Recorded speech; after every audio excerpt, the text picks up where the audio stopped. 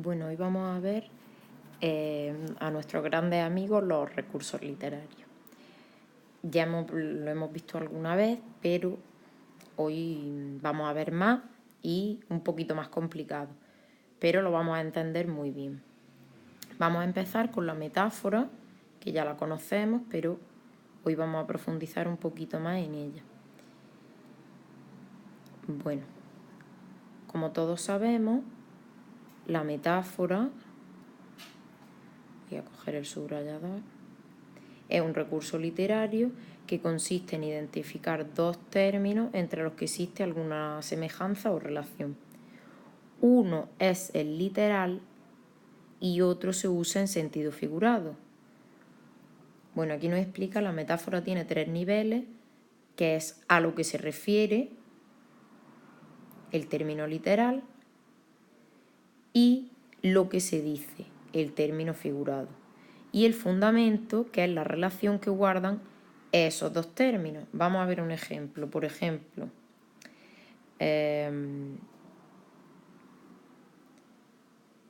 los ojos de María son el mar. Los ojos serían el término literal, es lo que yo quiero resaltar. El término figurado sería el mar y el fundamento el color azul, que es la cualidad que yo quiero destacar de los ojos de María. ¿Y cómo lo hago? Haciendo una metáfora. Y estoy diciendo además algo mucho más profundo que los ojos de María son azules. Porque decir los ojos de María son el mar, bueno, también la inmensidad del mar, todo lo que implica la palabra mar. ¿Vale? La metáfora además es muy importante, como dice aquí, la metáfora es utilizada por los escritores por estas razones. Establece, esto es súper importante porque nos va a servir para esta explicación y para otras muchas y para nuestro proyecto de fin de trimestre, es que establece relaciones inéditas entre las palabras, es decir, se acaban asociando palabras que no tenían ese significado para nada a otros significados que no tenían un principio. Por ejemplo, el hecho de llamar a la gente, por ejemplo, que tiene poca higiene, llamarlo cerdo, es una metáfora que utilizamos a menudo. Entonces, a la palabra cerdo, que en un principio no tenía ese significado, solo designa un animal, se le ha acabado asociando otros significados que no son literales, pero que aparecen como acepción de esa palabra si la buscásemos en el diccionario. ¿Vale? Y además, eso, como hemos explicado, da una fuerza poética a la expresión. Entonces, multiplica el significado de las palabras de modo que pueden llegar a describir aquello que tanto trabajo nos puede costar a veces describir. Ya explicamos en la comunicación literaria que muchas veces las palabras para ciertos sentimientos y situaciones se nos quedan cortas y entonces los recursos literarios le permiten al escritor, y la metáfora es una de las más utilizadas, manipular ese material que es el lenguaje. No decíamos que el escultor utilizaba, así como manipulaba la escayola hasta convertirla en una figura que parece casi real, pues los recursos literarios, digamos que son ese cincel, esos trucos, ese conocimiento que tiene un escultor para manipular el material, pues los recursos literarios serían eso para el escritor. Es lo que les permite crear un nuevo lenguaje y una nueva forma de expresión. Bueno, vamos a ver ejemplos de las metáforas. Vamos a borrar por aquí.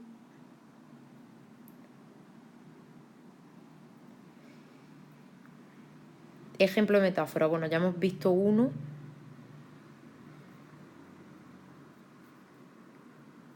Lexicalizado, ¿no? O sea, que ya se usa sin saber que es una metáfora, porque el lenguaje cotidiano está lleno. Nosotros pensamos que las metáforas son cosas del lenguaje literario, pero El lenguaje cotidiano está lleno de metáforas y de otros recursos literarios, como veremos. Bueno, vamos a ver unos cuantos ejemplos de metáforas.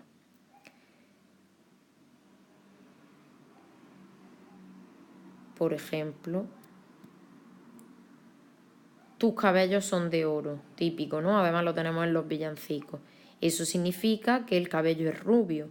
¿Qué comparte oro, que sería el término figurado, y el cabello, que sería el término literal? Pues comparten el color. Por ejemplo, cuando decimos, para poner un ejemplo menos poético, cuando decimos me estoy asando, eso es una metáfora que comparte asar con la situación a la que nos referimos, que sería el término literal, el calor, el excesivo calor. Además, esto será también una hipérbole, como veremos. O, por ejemplo, la tarea es pan comido, o cuando decimos que alguien es un trozo de pan. ¿Qué comparte el pan comido y la tarea? Pues que son fáciles de masticar, en el caso del pan comido, y la tarea fácil de hacer. ¿Vale? Y cuando decimos que alguien es un trozo de pan, ¿qué comparten el trozo de pan y esa persona a la que estamos intentando describir? Pues que son buenos. ¿Vale? Bueno, tenemos una guía para crear metáforas que nos va a ser bastante útil y nos dice: lo primero, identificar el objeto, la idea a la que la cualidad que queremos destacar de una cosa o de una persona. Y después buscamos el término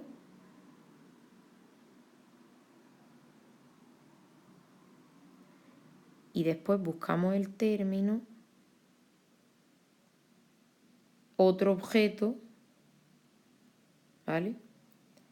Primero identificar lo que queremos comunicar sobre el objeto o persona o que queremos, la cualidad que queremos destacar, ¿no? Después identificar otro objeto en la que esa cualidad esté muy destacada, vamos. Por ejemplo, pues ya hemos visto antes, se quiere destacar de alguien la cualidad de bueno, pues elegimos pan, ¿no? Trozo de pan.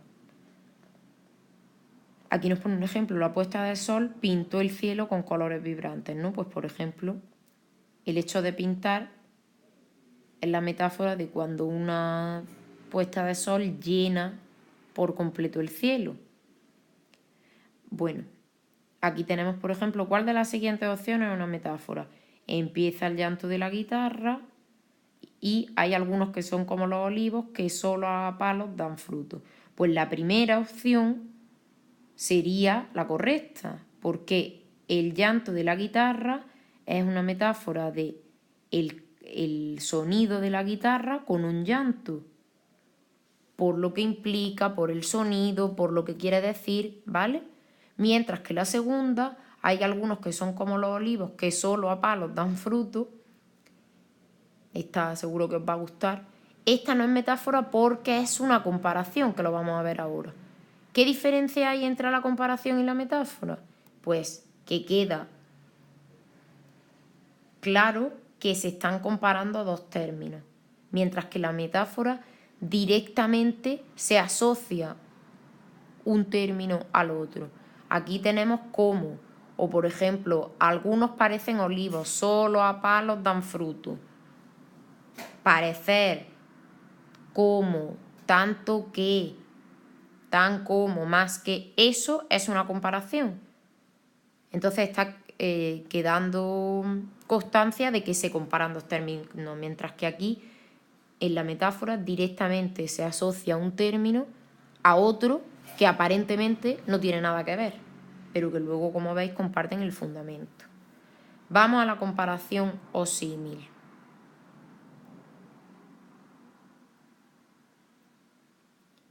Bueno, pues ya lo he dicho, ¿no?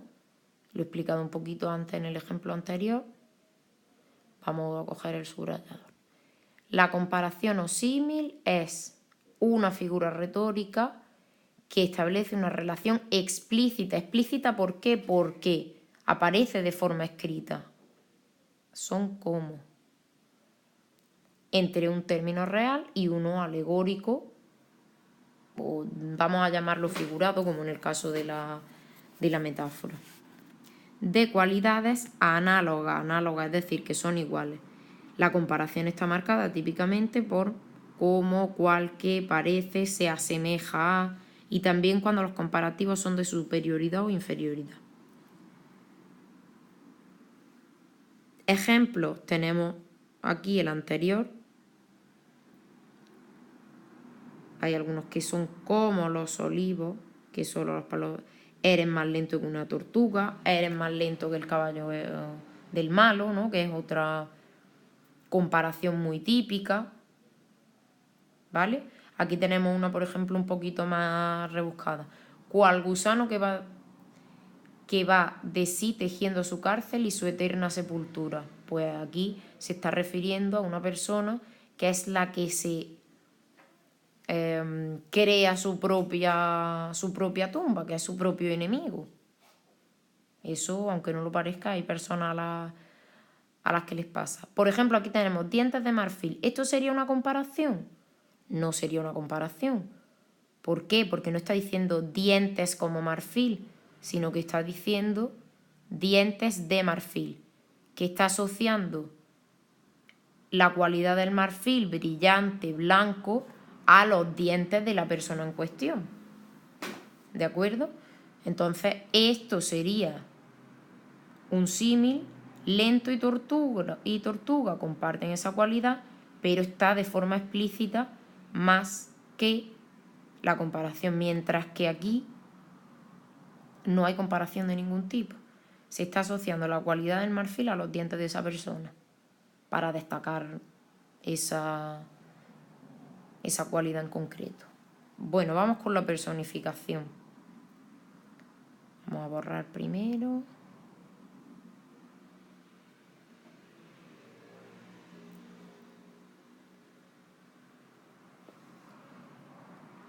La personificación, otro recurso conocido.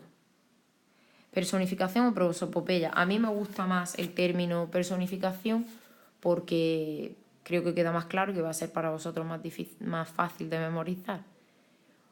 Bueno, la personificación es una figura retórica, ya lo sabemos, que atribuye cualidades de los seres animados a otros inanimados o abstractos.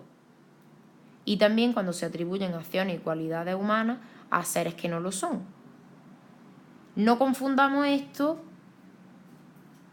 con los casos en los que a una persona se le atribuye otra cualidad. Es decir, por ejemplo, en un ejemplo en el que le digamos a una persona eres un perro porque es vago, no hay personificación alguna, porque no se le están atribuyendo cualidades humanas al perro, sino que al humano se le están atribuyendo cualidades que se suponen del perro, que no lo son, porque los perros no son vagos. Pero no confundáis eso, porque muchas veces decís, es un perro, pues entonces personificación. No. Son atribuir cualidades humanas a seres que no lo son o atribuir cualidades animadas a seres inanimados. Un ejemplo que tenemos aquí. Las estrellas nos miraban mientras la ciudad sonreía. ¿Veis? Están atribuyendo a las estrellas, que son seres inanimados, la cualidad de mirar, que es humana. Y lo mismo con la ciudad. Mientras la ciudad sonreía. Puede haber más de un recurso en una frase, ¿vale? Eso ya lo iremos viendo. Puede haber, claro, porque en una metáfora, por ejemplo, puede haber una hipérbole, o en una metáfora puede haber una personificación. Puede haber dos recursos, pero ahora vamos a ir viendo uno por uno. Vale. Seguimos con un poquito de ejemplos de personificación. ¿Veis? Aquí, por ejemplo, en este ejemplo, el tren tose asmáticamente por la ladera. Se le está atribuyendo al tren una cualidad humana y además hay una metáfora. ¿Por qué? Porque están atribuyendo la cualidad, o sea, el aspecto más característico del tren, no eso que echa humo, ese sonido, al de toser de los humanos.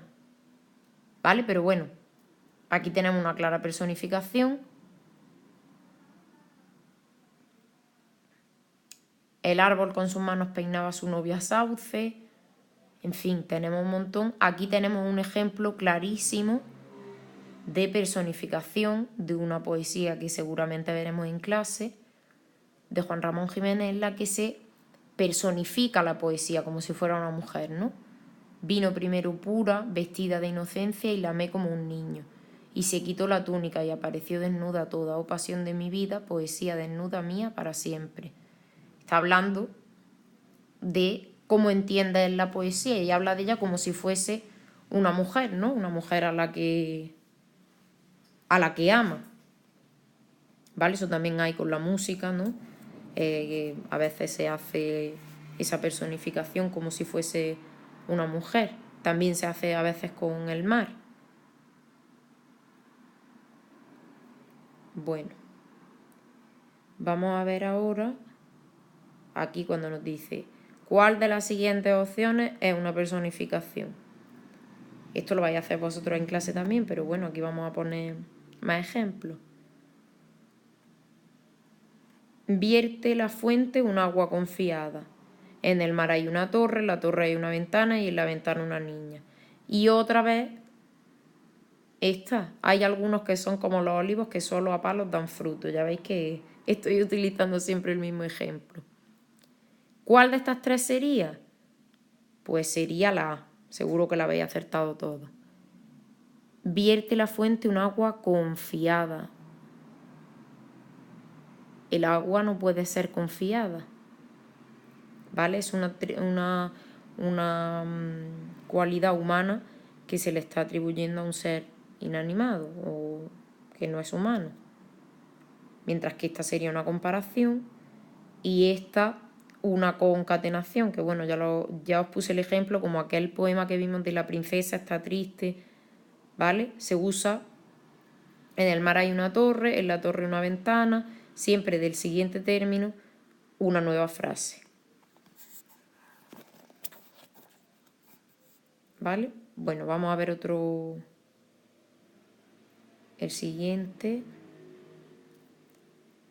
Bueno, aquí viene uno que es nuevo para nosotros, porque no lo vimos el año pasado, y que es, bueno, muy fácil, pero vamos a ver si lo cogemos pronto. Bueno, la metonimia.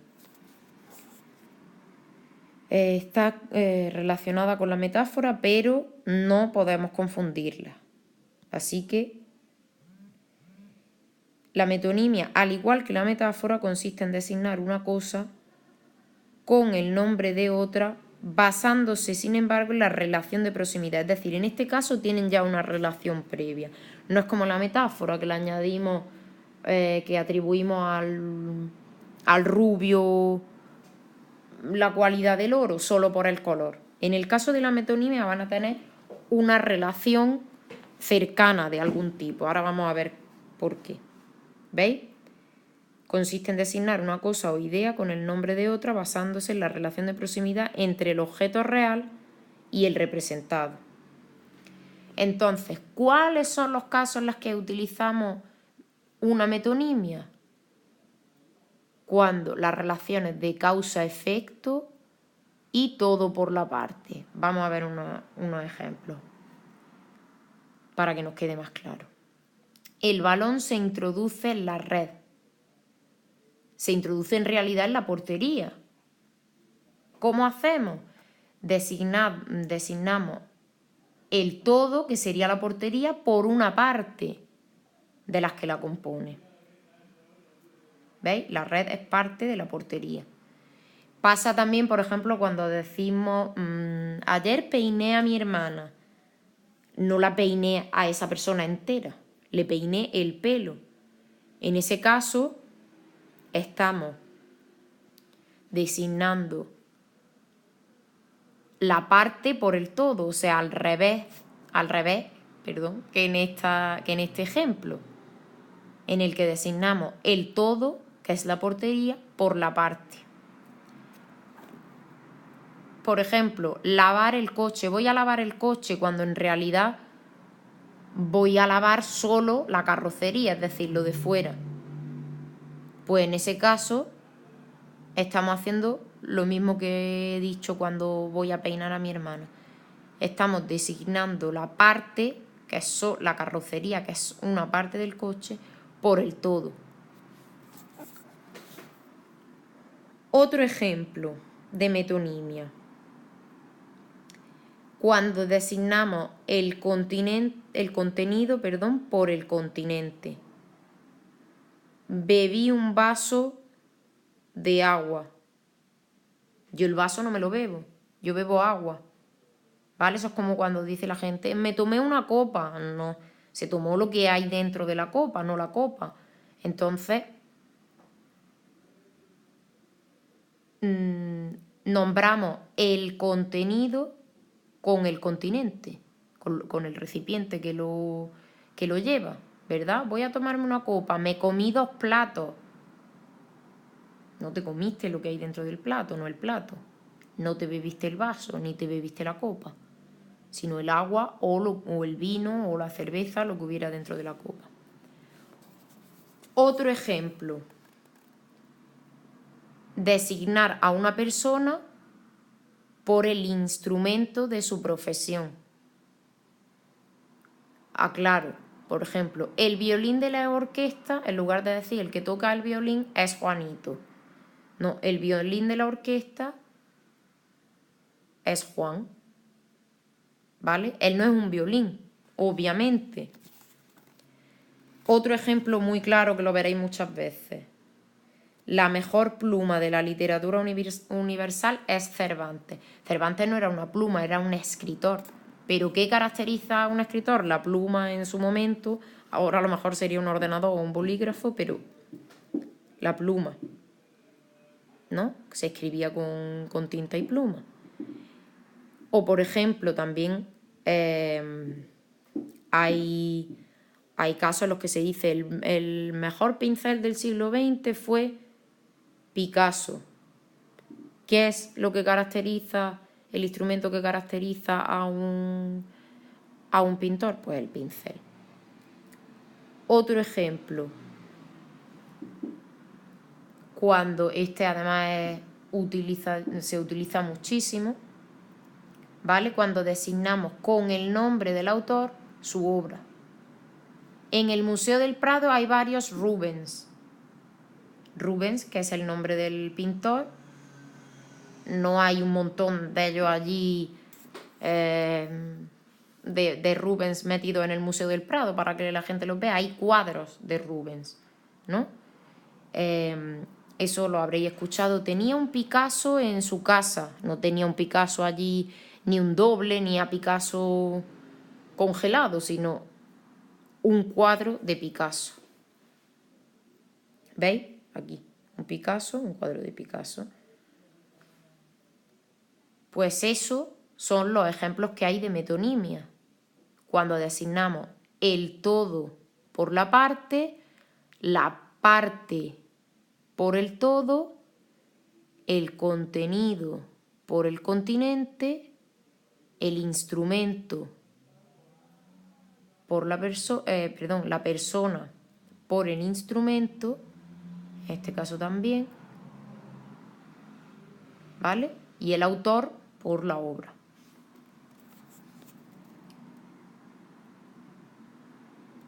Vamos a ver más ejemplos que hay aquí. Aquí también, carecer de pan. Eso se dice cuando se carece de trabajo. Bueno, pues esto sería una parte por el todo, porque cuando a uno le falta dinero o le falta trabajo, no le falta solo pan, le faltan muchas más cosas. ¿vale? Vamos a ver más ejercicios de metonimia, porque sé que este, vamos, siempre es un poquito más difícil y nos tiene que quedar claro.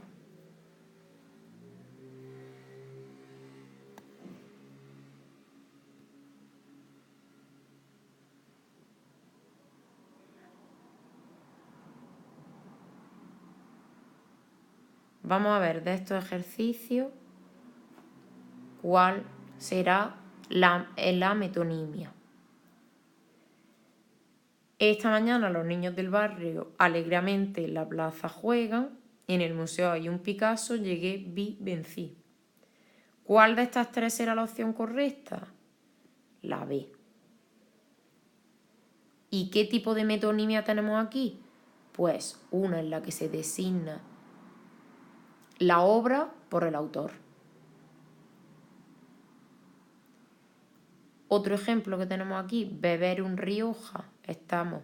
Me estoy bebiendo un vino, no me puedo beber un Rioja. Estamos hablando de un vino por el nombre de su procedencia. Vamos con otro recurso literario. A ver, que se nos acumulan las hojas.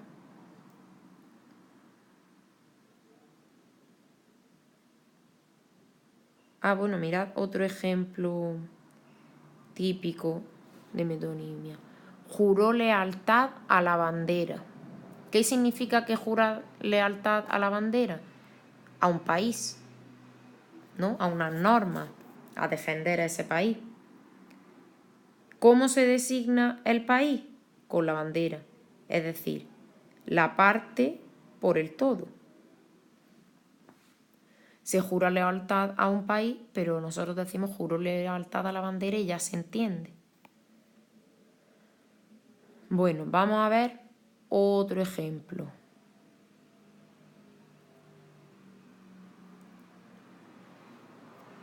La hipérbole.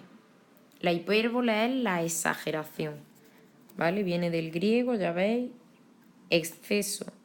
El lenguaje cotidiano está plagado, sobre todo en Andalucía, ¿no? Que tendemos a la exageración cuando hablamos. Y, bueno, consiste la hipérbole, que la confundimos muchas veces con el hipérbaton, que no tiene absolutamente nada que ver, que es cambiar el orden natural de la frase, también lo veremos ahora. La hipérbole consiste en una alteración exagerada de la realidad. ¿Para qué? Pues para representar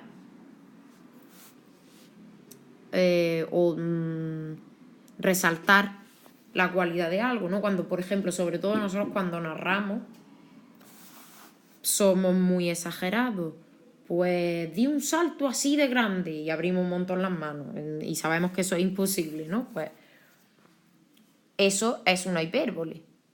Aunque aparezcan los poemas, nosotros lo hacemos todos los días, ¿no? O cuando decimos no he dormido nada, no he pegado ojo en toda la noche, eso es una exageración. O cuando decís el examen fue dificilísimo, eso es una hipérbole. ¿Vale? Entonces lo que tiene como fin es conseguir una mayor expresividad. Está clarísimo, cuando exageramos lo que queremos es destacar más aquello de lo que estamos hablando. Entonces, eres más lento que una tortuga. Aquí evidentemente hay una comparación que se basa en una hipérbole, en una exageración. No puede ser una persona más lenta que una tortuga. ¿Vale? Que recuerdo que lo vimos el año pasado, pero obviamente no os acordaréis. Pero bueno, si os acordáis, genial. Tanto dolor se agrupa en mi costado que por doler me duele hasta el aliento. Es una exageración, ¿no? No me puede doler el aliento. Pero lo que quiere destacar es el dolor que siente. Otro ejemplo que tenemos de hipérbole, además de una hipérbole bastante dañina. La hipérbole también la utilizamos muchas veces para insultar a alguien, ¿no?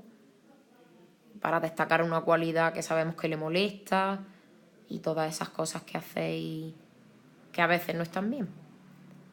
Por ejemplo, aquí tenemos un ejemplo típico de Quevedo, de sus sátiras contra otro escritor que se llamaba Góngora y se llevaban muy mal. Y como Góngora tenía una nariz grande, bueno, pues él dijo: érase un hombre a una nariz pegado. Aquí hay obviamente una hipérbole, ¿no? Érase una nariz superlativa, una nariz sayón y escriba, érase un pez espada muy barbado. ¿Vale? Entonces ahí tenemos una clara hipérbole un poquito dañina. Más ejemplos de hipérbole, venga. Devoró los libros. Devoró libros, pasto del alma. Cuando decimos devorar los libros, es otra hipérbole. No devoramos libros, sobre todo vosotros. Eso lo decimos cuando estudiamos muchísimo. ¿Vale? Otro ejemplo: no hay extensión más grande que mi herida. Bueno, por favor. Esto para destacar, ¿no?, una herida profunda, y evidentemente no se refiere a una herida física, sino a algo interno. Vamos a ver más ejemplos en el lenguaje cotidiano. Te he llamado 1.000.000 de veces. Eso lo decimos también, bueno, nos lo dicen, por ejemplo, nuestros padres cuando no le cogemos el teléfono: te he llamado 1.000.000 de veces. Y bueno, lo del millón es difícil, ¿no? 1000 gracias, 1.000.000 de besos. ¿Veis? Estos son hipérboles bastante comunes. Vamos a ver. Aquí tenemos más ejercicios de hipérbole, pero yo creo que la hipérbole no ha quedado clara. Haremos más ejercicios en clase. Vamos con el hipérbaton. Las he puesto juntas para que nos quede claro ya de una vez que hipérbaton e hipérbole son dos cosas diferentes. ¿Qué es el hipérbaton? Pues el hipérbaton es una figura que consiste en alterar el orden lógico de la oración. ¿Veis? El orden lógico de los términos que constituyen una frase. Normalmente, y lo vamos a ver en sintaxis, la estructura de las oraciones en español: sujeto, verbo, complemento directo e indirecto. Ese sería el orden natural, que no quiere decir que no puedan tener otro. Y luego a lo mejor un circunstancial. Pero ese sería el orden, digamos, más común. Sin embargo, a veces cambiamos de orden la frase, alteramos la sintaxis. ¿Para qué? Lo hacemos cuando queremos que algo quede más bonito y, sobre todo, cuando queremos que el lector se detenga en la oración. ¿Por qué hacemos eso? Porque cuando obligamos a que el lector, con cualquier recurso literario, se detenga en la oración para pensar qué significa, hacemos que reflexione más sobre lo que dice, es decir, en las palabras, y sobre lo que se comunica. Ya vimos que la comunicación es una cosa tan automática, tan común en el ser humano, porque nos estamos comunicando continuamente, que lo hacemos ya casi como algo automático. Muchas veces no nos detenemos en el mensaje ni en lo que se dice, porque ya estamos acostumbrados a oír un montón de mensajes siempre lo mismo, ya sabemos lo que significa, entonces lo hacemos rápido. Pues una de las figuras literarias que más consiguen que nos detengamos en el mensaje es el hipérbaton. ¿Vale? Por ejemplo, vamos a ver esta frase.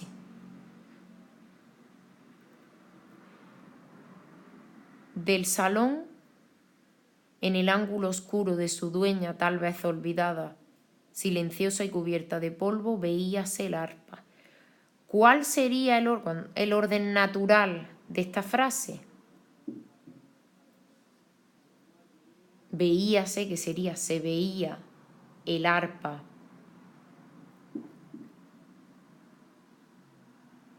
Perdón, se veía el arpa en el ángulo oscuro del salón, tal vez olvidada por su dueña, silenciosa y cubierta de polvo. No, porque si no así parece que la dueña es la que es silenciosa y cubierta de polvo. No, entonces se veía el arpa se veía el arpa en el ángulo oscuro del salón, silenciosa y cubierta de polvo, tal vez olvidada de su dueña o por su dueña. Eso sería lo normal. ¿Por qué nos hace dar este giro? Porque además de que, bueno, tiene otro ritmo, suena de otra manera, nos obliga a detenernos en la frase, porque de alguna manera nosotros en la mente tenemos que reordenarla para poder comprenderla. Vamos a ver más ejemplos. Vamos a borrar.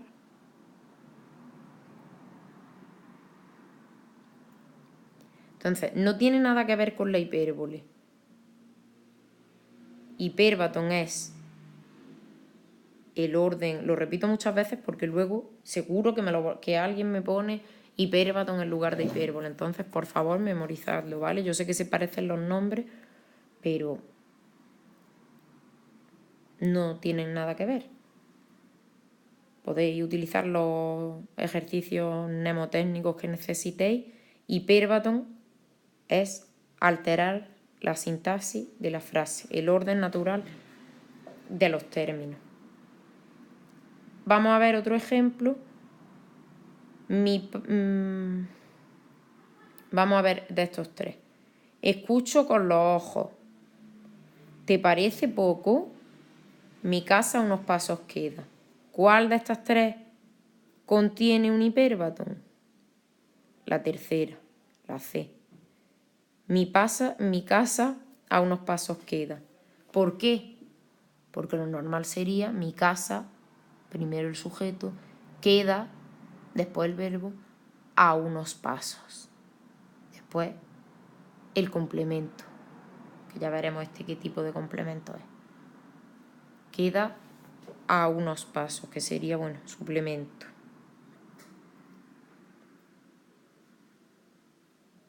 Más ejemplos. Bueno, más ejemplos no tenemos. Vamos a pasar al siguiente, que sería el eufemismo. Yo ya sé que lo conocéis y lo veremos, pero bueno, no lo vamos a ver esta vez como figura retórica porque lo vamos a ver junto con el tabú, que ya lo sabéis, que es su contrario. Bueno, no su contrario, el eufemismo se da porque se da el tabú.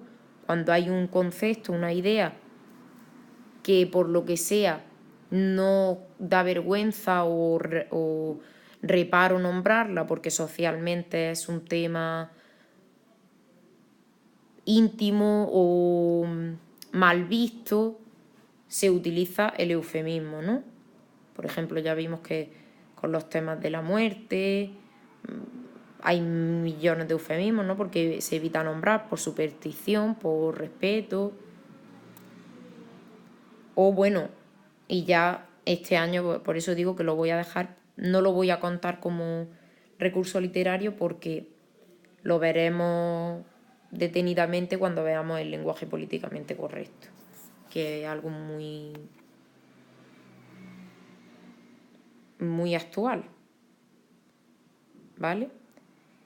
Entonces vamos a ver el siguiente recurso, que sería el epíteto. No el epíteto, que lo decís muchas veces, el epíteto, que lleva una tilde ahí bien hermosa.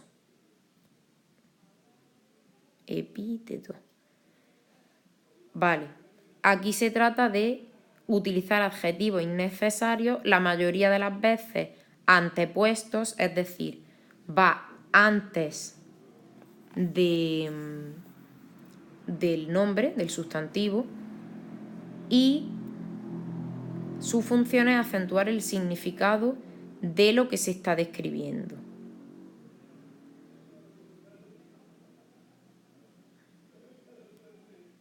¿Vale? Es una figura muy común en la literatura renacentista, ya veremos también las épocas de la literatura. Pero bueno, ¿esto qué es?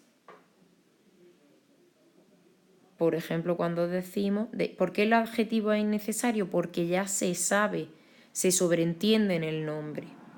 No nos da información nueva, lo único que hace es, de alguna manera, destacar esa cualidad y también aumentar la expresividad, ¿no? Que es lo que se busca. Ejemplos de epíteto.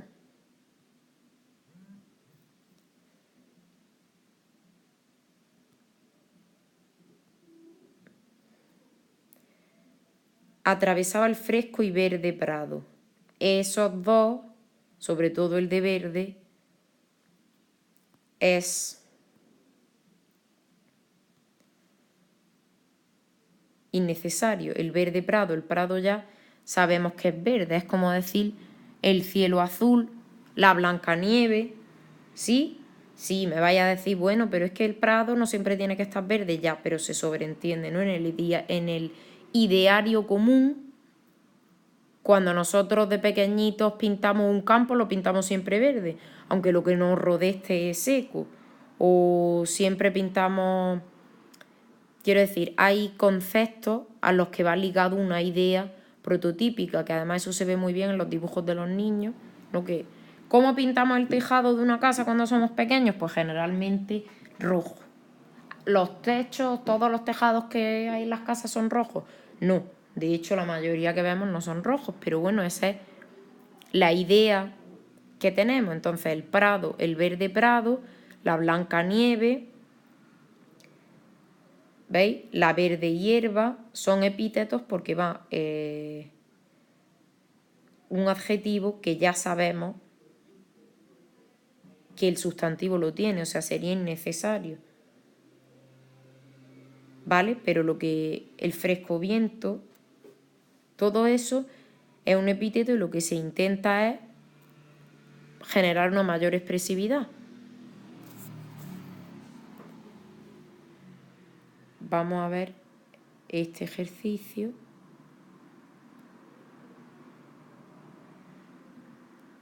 Van a salir otros ejemplos que hemos visto anteriormente. Vamos a ver de estos tres, cuál de estos versos contiene un epíteto. Vierte la fuente un agua confiada, la hemos visto hace un momento. Cuando quiero llorar no lloro y a veces lloro sin querer. Y la noche oscura. ¿Cuál de estos tres contiene un epíteto? La C. Porque la noche ya es oscura, es decir, es noche porque hay ausencia de luz natural. ¿Vale? Entonces, este es un adjetivo innecesario. En este caso va pospuesto, va detrás del sustantivo. Podría aparecer también antepuesto, la oscura noche. Es lo mismo. Es un adjetivo innecesario, entonces es un epíteto, porque lo único que quiere es marcar esa cualidad y esa expresividad, ¿no?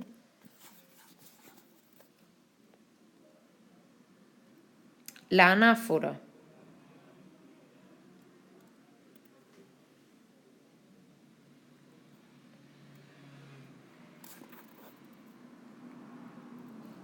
Es una figura retórica, que también la conocemos, que consiste en repetir una palabra o conjunto de palabras o estructura al comienzo de una frase o verso.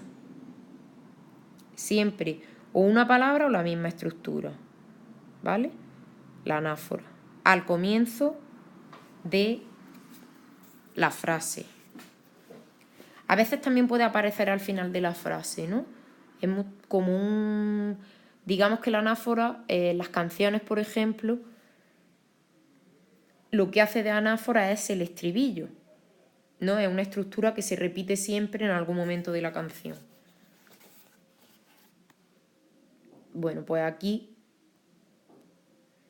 tenemos ejemplos, por ejemplo, o noche que guiaste, o noche amable más que la alborada, o noche que juntaste, ¿veis? Cada uno de los 3 versos repite la misma estructura al principio. Temprano levantó la muerte el vuelo, temprano madrugó la madrugada, ¿veis? Empiezan temprano, temprano, y sigue aquí. Temprano está rodando por el suelo. ¿Veis? Se repetía temprano en cada uno de los versos, igual que aquí.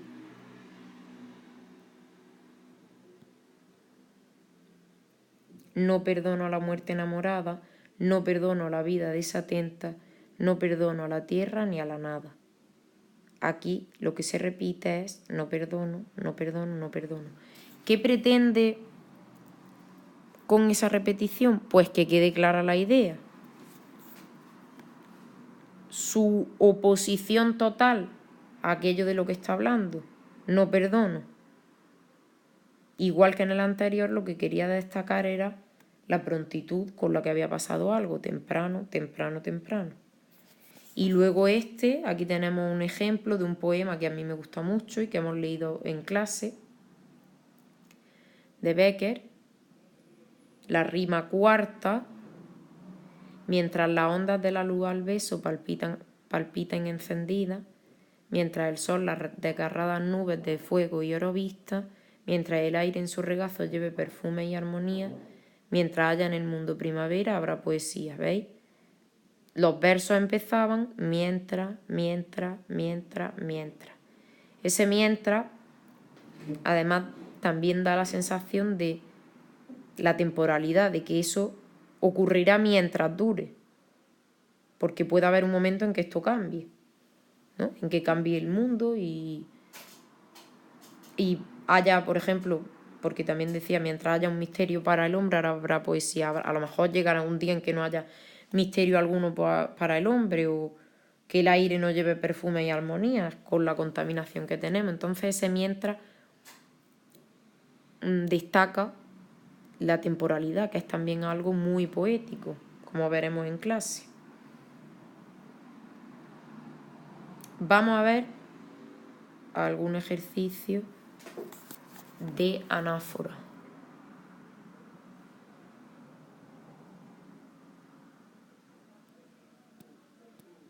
¿Cuál de estos 3 tendrá anáfora? Siempre que salen ejemplos, hay ejemplos anteriores que tienen otros recursos. Vamos a ver.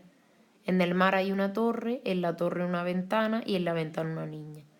Cuando tenía hambre no tenía comida y ahora que tengo comida no tengo hambre. Todas visten un vestido, todas calzan un calzar, todas comen a una mesa, todas comían de un pan. ¿Cuál de estas 3 tiene anáfora? La tercera, que se repite todas, todas, todas, todas, al principio de cada verso. Porque el autor quiere destacar que son todas las que hacen las mismas acciones.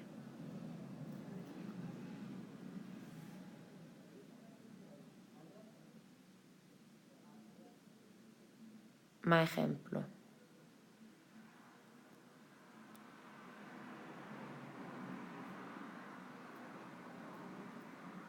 A ver, perdón. Bésame con besos de tu boca. El mar es azul, el mar es inmenso, el mar es azul. Y otra que hemos visto hace poco, del salón en el ángulo oscuro de su dueña tal vez olvidada, punto suspensivo. ¿Cuál de las 3 lleva una anáfora? La B. El mar, el mar, el mar. En esta lo que había que era un hiperbatón, porque cambiaba el orden natural de la frase.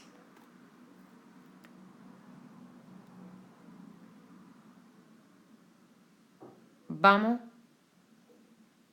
con otro recurso literario. Vamos a aparcar aquí la hoja.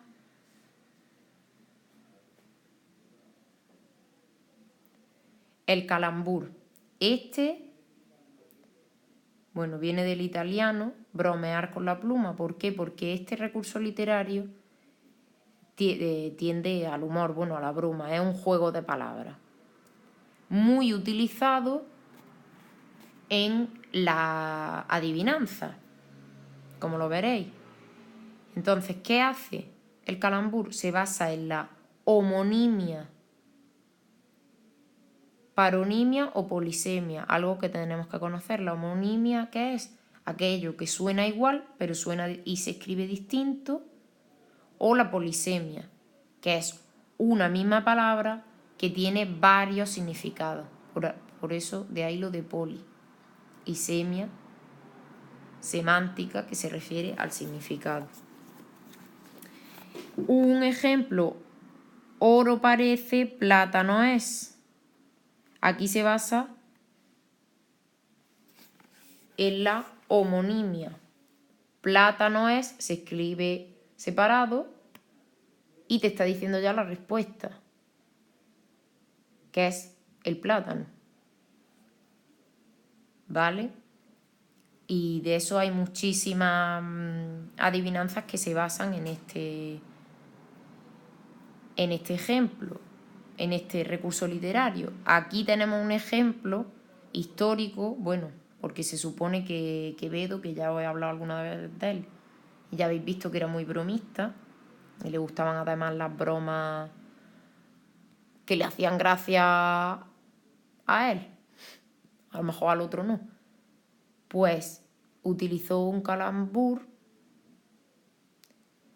para llamar coja a la reina Mariana de Austria, ¿no? Porque ella era coja y le daba mucho coraje que se lo dijeran, bueno, el serlo.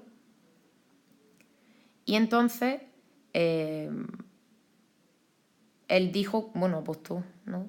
Apostó con los amigos, ¿no? ¿A que no te atreves? Pues él se atrevió a que le iba a decir ese insulto a la cara. Compró 2 ramos de flores, uno de claveles blancos y otro de rosas rojas, y le dijo: entre el clavel blanco y la rosa roja, su majestad escoja. ¿Vale? Y de ahí la gracia. Bueno, pues eso es un calambur, ¿veis? Y se utiliza muchísimo en la adivinanza.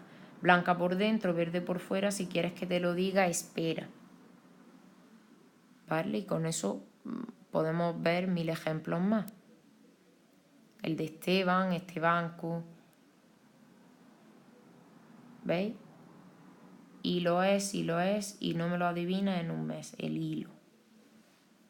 ¿Veis? Todo se basa bastante, se basan en la homonimia.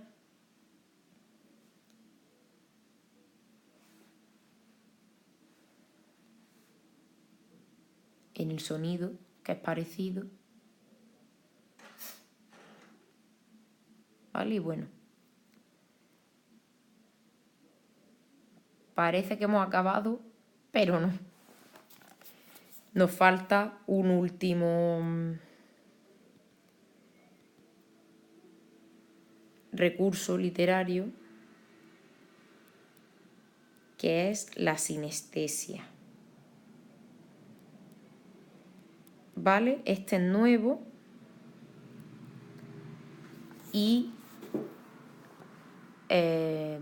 vais a entenderlo muy bien, y además es muy, muy bonito, un recurso muy bonito. Vale, la sinestesia. ¿Qué es la sinestesia? Bueno, la sinestesia toma el nombre de una enfermedad real, ¿no? Que es que las personas, algunas personas, tienen sensaciones de un sentido en otro. ¿Eso qué quiere decir? Pues que, por ejemplo, hay personas que ven colores en los números, sienten sabor de algo que ven, ¿vale? Hay un sentido, una sensación de un sentido distinto al que utilizan. Parece muy difícil, pero lo hacemos también en el lenguaje, aunque no nos ocurra. De todas maneras, lo vamos a buscar y lo vais a ver.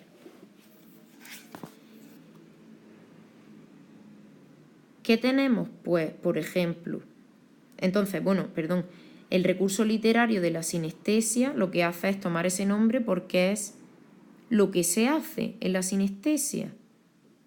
¿En qué consiste este recurso literario? Bueno, pues consiste en atribuir una sensación de un sentido a otro distinto. ¿Para qué? Para, como siempre, destacar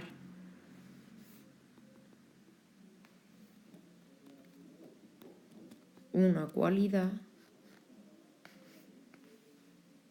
de manera más contundente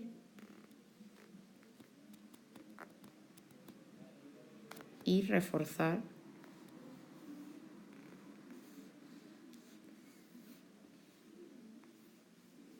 la expresividad.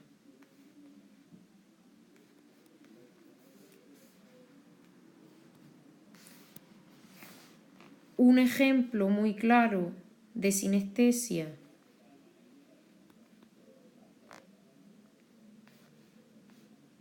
la camiseta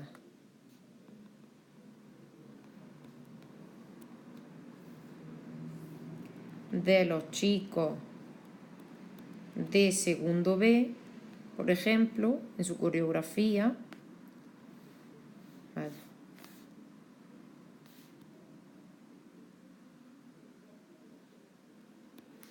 Era amarillo chillón. ¿Sí? ¿Por qué esto es una sinestesia? Si amarillo chillón lo decimos muchísimo. Porque el color amarillo, los colores, ¿por qué sentido se perciben? Vamos a cambiar el boli. ¿Por qué sentido se perciben los colores? Por el de la vista. ¿Por qué sentido se percibe algo chillón? ¿El chillón qué es? El chillón es un sonido. Entonces, ¿por qué sentido se percibe? Por el oído. Estamos atribuyendo en la sensación de un sentido, en este caso el del oído, a la vista. ¿Por qué? Porque, bueno, de algún modo destacar qué cualidad que llama la atención. ¿Cómo llama la atención? Parece como si el color chillase, ¿no? Amarillo chillón.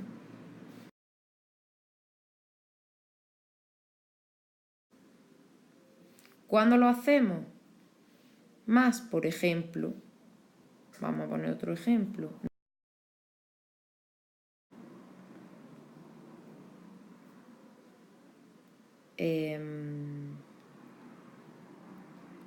El sonido suave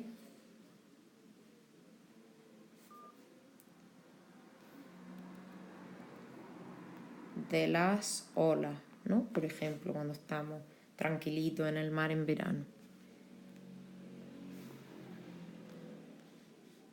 Esto ya es algo a lo que estamos acostumbrados, pero si os paráis a pensarlo, el sonido, evidentemente,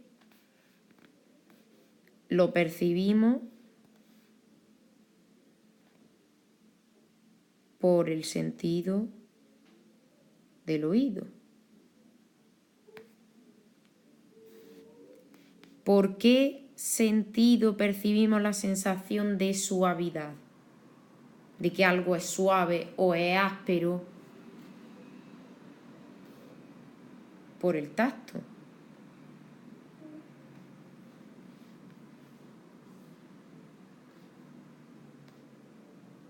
Entonces, de nuevo estamos atribuyendo un sentido. Me ha salido la T un poco regular.